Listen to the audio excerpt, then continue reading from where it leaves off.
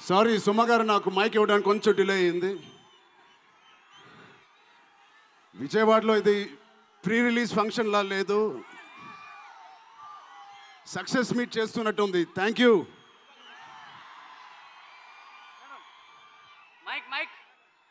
కేసినేని చిన్ని గారికి, దుర్గేష్ గారికి ఇంత గ్రాండ్ సపోర్ట్, ఇంత గ్రాండ్ ఈవెంట్కి సపోర్ట్ చేసినందుకు మీకు, మీ టీం అందరికీ చాలా చాలా థ్యాంక్ యూ సార్. ఇంత షార్ట్ నోట్లెస్ చేసినందుకు.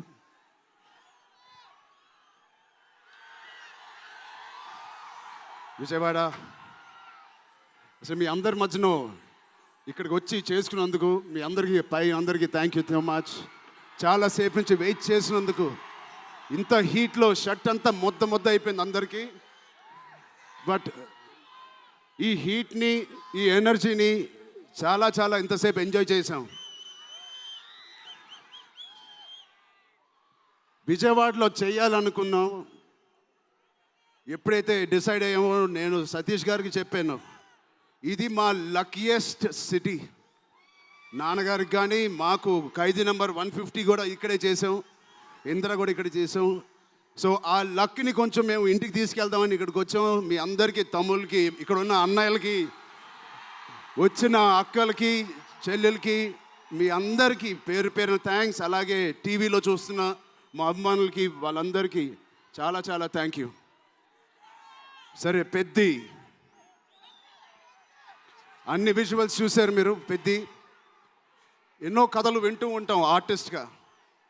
కొన్ని కథలు విన్నప్పుడు నచ్చుతాయి, కొన్ని కథలు విన్నప్పుడు ఆశ్చర్యపరుస్తాయి. బట్ పెద్ది అనే కథ మాత్రం విన్నప్పుడు ఎక్కడో గుండెలో, నా హృదయానికి చాలా దగ్గరగా హద్దుకుని ఉన్న ఒక కథ. ఇలాంటి కథ మా నాన్నగారు చెప్పినట్టు 10 సంవత్సరాలకు ఒకసారి వస్తుందేమో ఇలాంటి కథ.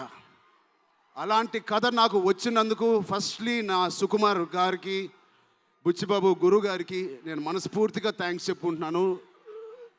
నా దారిలో, నా ఈ సినిమా జర్నీలో నాకు ఇలాంటి ఒక కథ ఇచ్చినందుకు. ఇది నా లైఫ్ లాంగ్, నా సినిమా లైబ్రరీలో వన్ ఆఫ్ ద టాప్ ఫిల్మ్స్గా నిలిచిపోతుంది. పెద్ది చాలా చేసింది, నన్ను వ్యక్తిగతంగా ఒక మంచి దారిలోకి మార్చింది. ఒక యాక్టర్గా నాకు చాలా సాటిస్ఫాక్షన్ ఇచ్చింది. Love you. అలాగే ఇది నాకు బుచ్చి గారు చెప్పినప్పుడు ఇది ఒక సినిమా స్టోరీ లాగా చెప్పలేదు, ఒక వ్యక్తి జర్నీ లాగా, ఒక ప్రయాణం లాగా ఒక కథ మొత్తం నరేట్ చేశారు నాకు. ఇది మామూలు సబ్జెక్ట్ కాదు, ఇది ఎగిసిపడే ఒక మనిషి కథ కాదు. కిందకి పడిన మనిషి లేచి ఎలా నించుంటాడో అలాంటి కథ ఇది. అందరూ కష్టం గురించి మాట్లాడుతున్నారు. అరే, ఇలాంటి కథ కోసం కాకపోతే ఎప్పుడు కష్టపడతామండి? కష్టంతో చేసిన పని కాదు, చాలా ఇష్టంగా, ప్రేమతో చేసిన పని. ప్రతిరోజు లెగిసి పొద్దునే షూటింగ్ ఎప్పుడు వెళ్ళాలా, జిమ్ చేసి షూటింగ్ ఎప్పుడు వెళ్ళాలా అని అనిపించిన one of the rarest films నాకు. బహుశా ఒక మగధీర కనిపించింది, రంగస్థలానికి కనిపించింది, RRR కనిపించింది, మళ్ళీ నాకు పెద్దిగా అనిపించింది. అలాంటి భావం, అలాంటి ఒక ఎక్స్పీరియన్స్ ఇచ్చిన మా బుచ్చిబాబుకి స్పెషల్గా థ్యాంక్స్ చెప్పాలి. బుచ్చిబాబు ఇది నాకు కథ నరేట్ చేసి ఇంట్లో నిజంగా చాలా ఆశ్చర్యపోయిన, తన బుర్ర ఎలా పనిచేస్తుందో అని. ఇంత అద్భుతంగా రాసి పెట్టుకోండి. ఇండియాలో నంబర్ 4 or 3 టాప్ డైరెక్టర్స్లో బుచ్చిబాబు పేరు ఉంటుంది ఫ్యూచర్లో.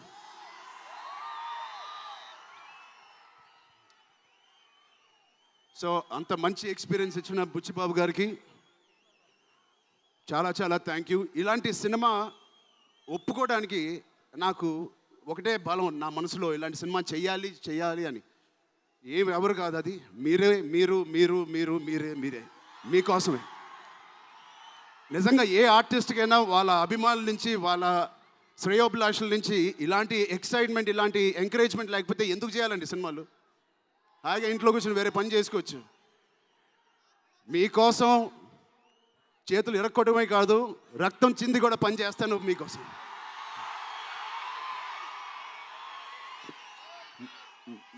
మిమ్మల్ని ఎంటర్టైన్ చేయడం ఒక పిచ్చా, లేకపోతే సినిమాలో మంచి సినిమా చేసి మీకు ఏదైనా ఇవ్వాలని ఒక పిచ్చా నాకు తెలియదు. నాన్నగారి కొడుకు పుట్టినందుకు, కళ్యాణ్ బాబాయ్ గారు ఉన్నందుకు ఇంట్లో ఇది ఇది తప్ప నాకు ఇంకేం తెలియదు. బహుశా ఇంకోటి తెలుసుంటే ఇలా ఇంత పెద్ద ఆర్టిస్ట్ నేను ఒక ఫీల్డ్లో అయ్యేవాడిని కాదు. నాకు తెలిసిందల్లా సినిమా సినిమా సినిమా. సో నేను చనిపోయే వరకు మిమ్మల్ని ఎంటర్టైన్ చేస్తూనే ఉంటాను, అది రాసి పెట్టుకోండి.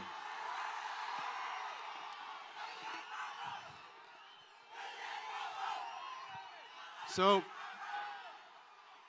మా టెక్నీషియన్స్ గురించి మాట్లాడాలంటే ఫస్ట్ మా రత్నవేల్ గారి గురించి. ఇది 4వ సినిమా రత్నవేల్ గారితో. ఇంత బ్యూటిఫుల్గా మమ్మల్ని అందరినీ ప్రజెంట్ చేసి ఆయన సీనియారిటీని మాకు సపోర్ట్గా ఇచ్చిన ర్యాండీ గారికి ఆయన స్పెషల్ థ్యాంక్ యూ. అలాగే పనిచేసిన అవినాష్ కొల్లా గారికి థ్యాంక్ యూ సో మచ్. అద్భుతంగా ఇచ్చారు మా పెద్ద వరల్డ్ని. Naveen Nooli thank you so much, fantastic editing. మిగతా టెక్నీషియన్స్ అందరూ, మా అనంత్ శ్రీరామ్ గారు, బాలాజీ గారు, మా choreographer Jani master, Bosco master, thank you so much. మిగతా సింగర్స్ అందరికీ థ్యాంక్ యూ సో మచ్. మా సతీష్ గారి గురించి చెప్పాలి. మొదటి సినిమా ప్రొడ్యూసర్ లాగా కాదు, ఒక 50 సినిమాలు తీసిన ప్రొడ్యూసర్ లాగా ఆయన దీనికి పనిచేశారు. ఆయన ఒక పెద్ద కన్స్ట్రక్షన్ కంపెనీకి యజమాని. దాంట్లో కూడా ఒక నంబర్ 1 స్థాయిలో ఆయన ఎదుగుతూ వెళ్తున్నారు. ఆయనకి ఏం పని ఇచ్చినా ఇంత చిత్తశుద్ధితో, ఇంత డెడికేటెడ్గా చేయలేదు. ఆయన చేస్తారు. మామూలుగా నేను పనిచేసిన 1-2 ప్రొడ్యూసర్లు టీ తాగి భోజనానికి వచ్చి వెళ్ళిపోతారు. అలాంటి టీ తాగి వెళ్ళే ప్రొడ్యూసర్ కాదు. ఎవ్రీ డే 3 పూటలు అంటే 8 అవర్స్ మాతోనే గడిపినాడు. నాకు ఒక్కరోజు గుర్తులేదు ఆయన సెట్లో లేకుండా. అంత బాగా ఆయన ఇలా మాకు సపోర్ట్ చేసినందుకు వెన్నుపోటు కాదు సారీ వెన్నంట మాకు ఉన్నందుకు సతీష్ గారు థ్యాంక్ యూ సో మచ్.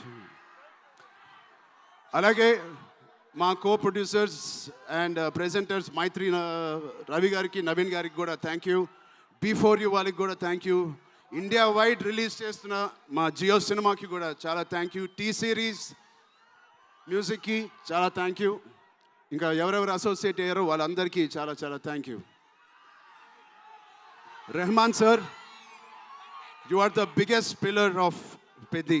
మేమందరం ఎంత కష్టపడ్డామో 2.5 సంవత్సరాలు, 280 రోజులు, దాన్నన్నిటినీ మీరు దగ్గర తీసుకొచ్చి దానికి ఒక ప్రాణం పోస్తున్నారు. రోజు 6 గంటల మార్నింగ్ వరకు పనిచేసి పడుకుంటున్నారు ఆయన డెడికేషన్కి, ఆయన సినిమాలో పనిచేస్తున్నందుకు చాలా చాలా చాలా థ్యాంక్ యూ. ఏంటి విజయవాడ?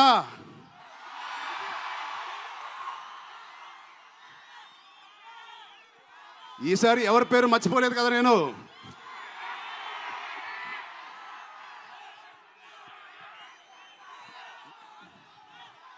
ఆ చంద్రుల్లో ఒక ముక్క జారిందే నా పక్క. మా జాన్వి గారికి ఇక్కడ శ్రీదేవి గారు ఎక్కడున్నారో జాన్వి గారిని చూసి ఎంతో మనస్ఫూర్తిగా, ఎంతో గర్వంగా ఆనందపడుతూ ఉంటారు. అలాంటి జాన్వి గారు ఈ సినిమాలో మాతో పనిచేసినందుకు చాలా చాలా థ్యాంక్ యూ జాన్వి గారు. You are the happiness of the film. You bring joy to all of us when you come on stage, the way you work. చాలా చాలా పెద్ద లైఫ్ ఉంది మీకు. I wish you so much all the best. మీ అమ్మగారి కన్నా చాలా పెద్ద హీరోయిన్ అవ్వాలని కోరుకుంటున్నాను.